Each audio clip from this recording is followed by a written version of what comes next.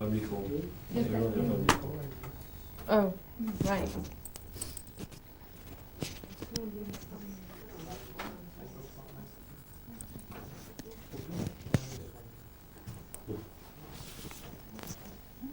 Okay, when you want. Ready? Yes. Steady? Go. Steady, ready. Yeah. Starting, could you tell me the journey from erotica to bedtime stories? Was it hard? Oh, that's a simple way to describe it. Yes. Which way?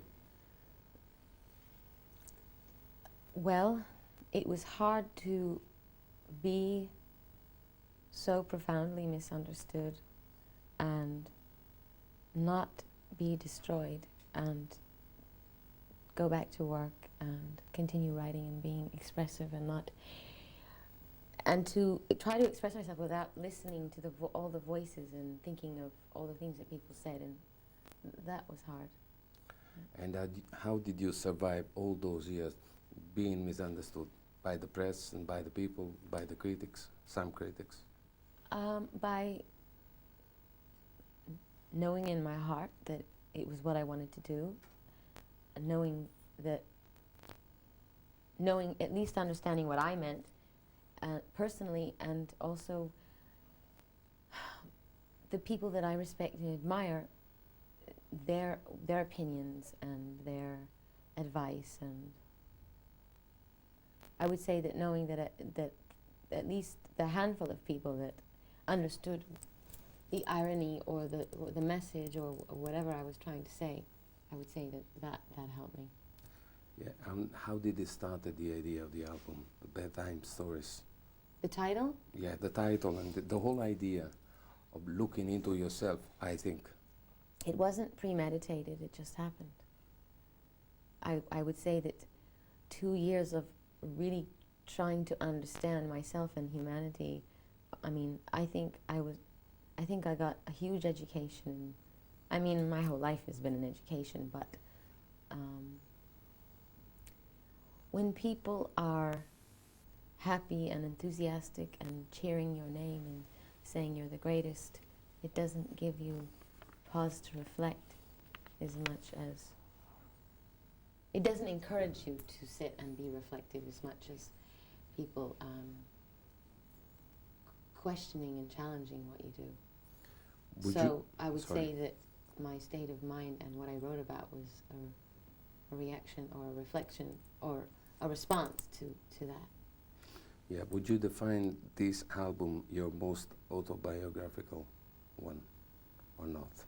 No, not necessarily.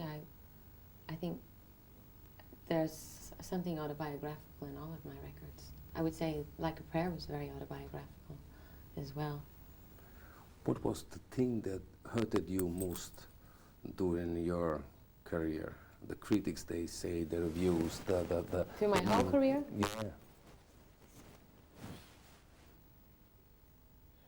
that hurt me the most? I can't think of any one thing. I think what hurts me the most is not specifically what someone says about me, but just the feeling that that human beings tend to be much more interested in the negative things in life and watching someone fall instead of building someone up. You find this album more spiritual than the others? I found it. Yes. And because I am. From what comes this spirituality? From your all the things that I'm telling you, my life, the path that the road that I've traveled, the people that I've met, the decisions I've had to make, the ways that I've had to educate myself and maintain my sanity. Which was the most important person in your life? Be honest, true. I'm trying. I mean, there's so many important people in my life. The There's most one, important person in my life? Yeah, the most. The one when you're all by yourself, you think of. Have someone. Everybody has someone. You have someone.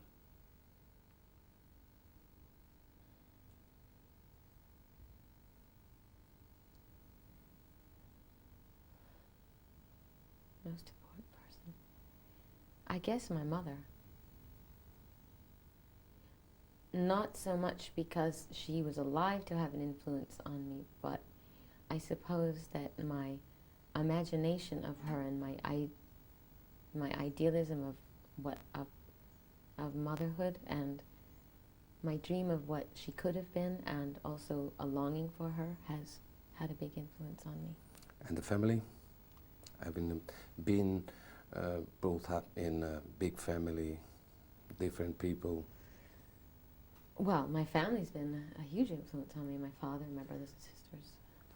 Going back to the album, very basic question. How do you choose the people you work with? What do they have to do? Well, all of them had, what did they have to do? Well, I wanted to work with all of them because I respected the work that all of them did. I mean, I was a huge fan of Babyface's. I have been for years. I always wanted to write. I think he's one of the best songwriters today. And I'd heard a record that Dallas Austin did with Joy, a singer named Joy, which I thought was amazing. And Nellie Hooper, I think he's an amazing producer. I loved Bjork's album. I was very inspired by it. And also other groups that he's worked with, Massive Attack and Soul to Soul. And Dave Hall, actually, he was forced on me by my business manager, and I didn't want to work with him at all, but I met him and I liked him, and then we started writing together and it worked out good, so.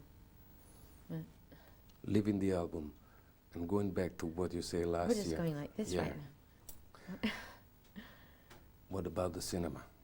You say last year that you wanted to direct also. You mentioned that your desire to direct.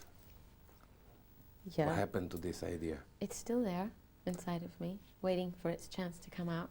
What would you like to direct? What's the movie you like most, the most moving movie? I couldn't tell you. It would be original, and I'm sure it would be something that meant something to me. Maybe semi-autobiographical, something that I know. I think the best directors are best with subjects they know. So, I don't know. It hasn't come to me yet. But which are the directors you like most? I remember you had a letter from Fellini once. Yes, I framed it. It's hanging on my wall. Well, I adore Fellini, and he's incredible. He was incredible. And I'm not saying that because you're Italian, but I do love most Italian directors. I love Visconti and Bertolucci's early movies, and Pasolini and De Sica. He's Italian, right? Yeah. And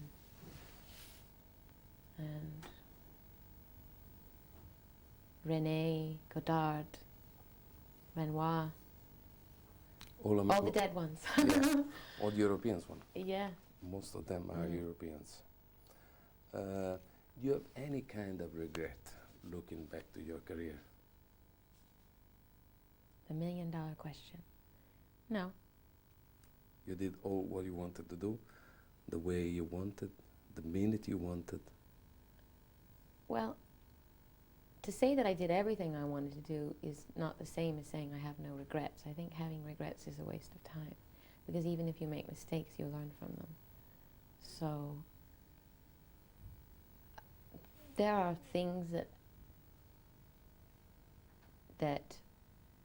I think, oh, maybe I should have gone back to school and I could have studied and I would have done this and that.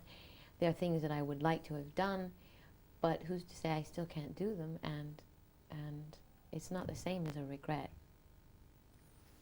How do you see yourself in 10 years' time? Still in the music business? I don't know. I don't see. I just live in the present. And do you think that this album is the photograph of the real Madonna? The real Madonna that was missing in the past because it was a sort of a shape that you put in between you and the audiences. From what I hear from a few lines that I've heard from a few songs. If you haven't heard the record? Yeah. You have? Yeah, Okay. I loved it. The whole But- record? Yeah, my opinion is not. No, your opinion matters.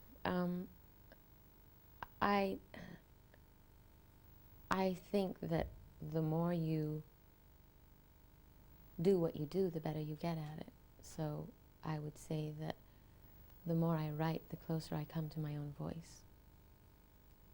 Like all writers, I think. I think in the beginning of every artist's career, you tend to copy people or be very inspired by people or take on the ideas of other people, and then slowly and surely you have more confidence and you start to find your own voice. What helps you most in writing? Say, meeting people, reading, watching television, seeing life, hearing people telling you stories, looking into yourself. What? All of the above. I mean, life, period. I would say that people inspire me. You know, whether it's a friend or someone I know intimately or someone I watch on the street. What gives you most at this time of your career the sense of your roots? Sense of my roots. Difficult one? No.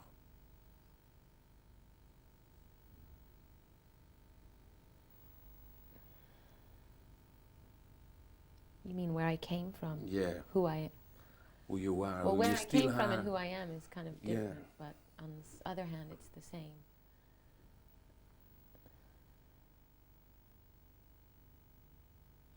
I'd say my work gives me that, a sense of myself, who I am. It's the one thing that's my own. Do you feel the pressure of being, for so many years now, a cultural icon, the symbol of success, the most successful woman in the music business in the world? Yes, I feel the Things pressure. like that, you know. I feel the pressure. I feel the pressure at this very moment. And how do you deal or fight this pressure for being yourself, for remain the girl The girl 10, from 15 years the ago? girl from Detroit. Yeah. How do I don't know. How do I maintain my sanity? Is that what you're Yeah, asking? yeah. Well, it's difficult.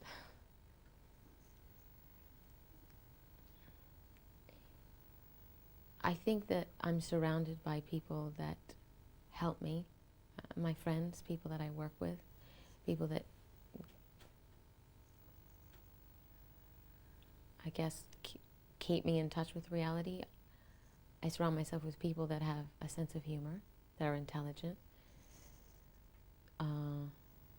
I wouldn't say that my life is perfect or that I only have the most perfectly sincere, down-to-earth people around me all the time, but I think that I didn't really become famous till I was 24, 25 years old, so I had many years to be a normal person and learn how to survive without cameras on me all the time, so maybe that helped. I don't know. And do you have any regret of that period before the big success, What- going we out already- all by yourself and nobody looking for you? But what do you mean? No, being on yourself in the street. You mean when I first yeah, started? Yeah. No. No, I think I had a guardian angel. I think my life was I couldn't have asked for anything more than what happened to me. In this period in the music business, everybody's looking for collaboration, duets, this and that. Have you ever thought of doing something like that? A duet? Yeah, something like that. You know, it's a fashion. I'm asking this because it's a fashion. I know you don't do It's a it. silly fashion. But if you like, yeah, in fact, if you like to do it, you have any name. I know you won't do it. You shouldn't do it. You'll never do it. All right. I definitely won't do it. Yeah, okay, but a dream. Tomorrow you wake up, call me. But if you held a gun to my head and I Yeah. had to do it. Yeah, I had the gun. Okay, Little Jimmy Scott. Thank you very much. Oh, you're welcome. And what about the cinema? A duet in the cinema? No, a director and an actor or an actress to work with.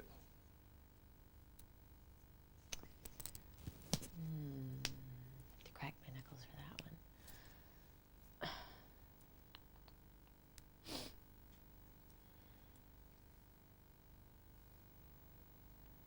A director I would like to work with Martin Scorsese.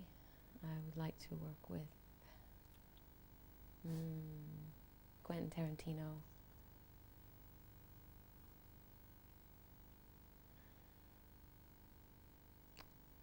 All the other good ones are dead. But I must be leaving someone out. I'm sure I can't think of anybody right now. All Little Americans. Oh, Pedro Almodovar. Who? Almodovar. Ah, grande. The Spanish one. Yeah. Yeah, and actors and actresses.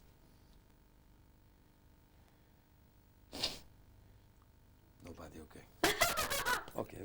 No, that's not true. There's definitely actors I want to work with. I'm thinking. Cary Grant. No. Cary Grant. No, I'm They're joking. all dead. No, I'm joking, in fact. I want to work with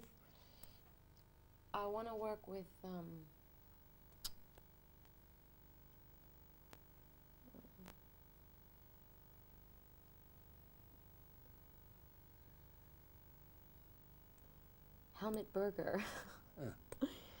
No, the actors that are alive that I really admire. I mean, there's a lot of them. Just can't. I think Gary Oldman is incredible. I'd love to work with him. Eric Roberts. Who told you the bedtime stories when you were a girl, very little girl? My father. And what sort of bedtime stories were? Scary? No, beautiful, not scary. Snow White? Italian fairy tales? Well, he told me a lot of tales, but I only remember the stupidest ones, and I don't remember the specific plot. I just remember that it took place in a garden, and there was a rabbit, and the rabbit was very bad, and the rabbit was always trying to sneak into the garden and eat the vegetables. It was something about good and evil, but something about a carrot and a rabbit. It sounds really boring. Your relationship with him is improved during the year? With my father? Yeah. I would say, yeah. Mm-hmm. How did you deal in the Vogue interview to destroy such a cultural icon like Norman Mailer? You destroyed him. In Esquire? Yeah, Esquire. He destroyed him. I did? Yeah, completely, because he looked like a poor intellectual, run down, completely run down. How did you manage to do this with such a cultural icon of the American culture? Probably you have a receipt to do something like that with such a... I wasn't attempting to destroy him. No, I know, but at the end of the article, the conversation was you 100%, him 1%. Did I win by a knockout? Yeah. Well, I guess I just... Weren't you afraid of meeting someone like him? I think that he was... I think we talked about... I think we had a fairly intellectual conversation. I mean, he asked me intelligent questions, and that inspired me. It's hard to sound intelligent when people ask you stupid questions. So he raised the level of my game, so to speak. Stupid question, which was the most stupid question they ever asked you? What was the most stupid question? Yeah, sorry.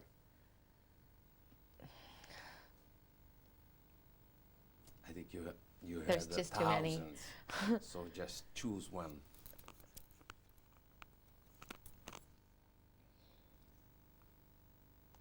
Do I think I've gone too far?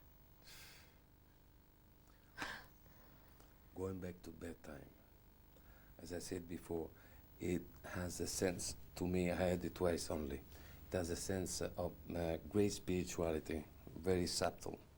How it comes from your faith, from being raised as a Catholic girl and never having forgotten that ray. Well, I would think that the spirituality that is Very subtle, but very deep. right. It's more based in the teachings of Hinduism and Buddhism than Catholicism. It's more Eastern, I think. I think it's a struggle. I mean, I was raised as a Catholic, and whether I like it or not, I will always have a rather Catholic view of the world. A sense of sin. A sense of sin, very patriarchal, and always in a struggle with that, you know, the father figure and the sense of sin and redemption and the struggle of good and evil and all of those things. And maybe the ideas that I embrace in my record, which are that happiness lies in your own hand, is the opposite of that, and the fight with that, and that God exists in all of us, and trying to come to terms with that and find my own sense of religion, because although I am Catholic in my bones, I am looking for something else in my blood. You know what I mean? Yeah, that doesn't make sense, probably. No, but no. Yeah, and thinking of that, how did you get in touch with the Eastern philosophies and religion? Say Buddhism, you said before, Buddhism and Zen. Reading. Yeah, I'm reading. Reading. Alan Watts. Have you ever heard of a writer named Andrew Harvey? No. Oh, he's a Rhodes Scholar, and he's Indian, but he grew up in London, and he wrote a book called Hidden Journey, and it was his influence and his experience. He befriended an Indian woman. Her name is Mother Meera. She's called a divine avatar. Have you ever heard of that? Well, you'd have to read the book. I'm sorry, I'm not into it. Sorry, forgive me. Well, I wasn't into it either. I'm Someone going just to, gave me the book. But it's actually a very spiritually enlightening book, but very simple. So I was really influenced by that. Yeah. And how Madonna writes a song? Because everybody sees you there in the limelight, but how do you work? How Madonna works? How the engine starts? You have the idea, you sit on a table. It's always different. Sometimes I hear music, just a phrase of music, like notes, like a chord progression. And Take a Bow is one of the best songs you ever written. Thank you. I agree. My personal opinion. Thank you. Well, for instance, that song, I heard the melody, da da da da da da da. That's what Babyface was playing when I walked in. Yeah. And generally, when I hear music and it clicks in my head, I have to be by myself in a room. I lay on my stomach on the floor and I write in a book, and I just play the music over and over and over again till I write the whole song out, and then go back to the music and make a structure or form with the music, and then go back and change the words again. Or sometimes I write in a journal, or I'll have a poem, and I'll take that poem and try to fit it to music. Sometimes I hear music in my head and I can't play an instrument, so I'll go to the person I'm writing music with and say, play this. And that's what they'll do. And poetry has been important Poetry. for your poetry. Poets yes. are important in your what poets? Which poets? Which poems? Americans, French, Italian, English. Chilean? Have you heard Louis of Ferdinand Celine. Pablo Neruda? Okay, You must read the book, The Postman of Pablo Neruda. It's a movie by Michael Radford, Antonio Schermata, a Chilean writer. Michael Radford, I know who he is. Yeah. He's English. Yeah, he did it. Okay. It's a movie with Philippe Noiret. What's going on? Yeah. Oh, okay, we have to stop Why? because we're out of time. Okay. Oh, I'm sorry. mi dispiace. Mi dispiace, il postino, Antonio Scarmeta. No, you read me down. Also, the first picture from Madonna's Notorious.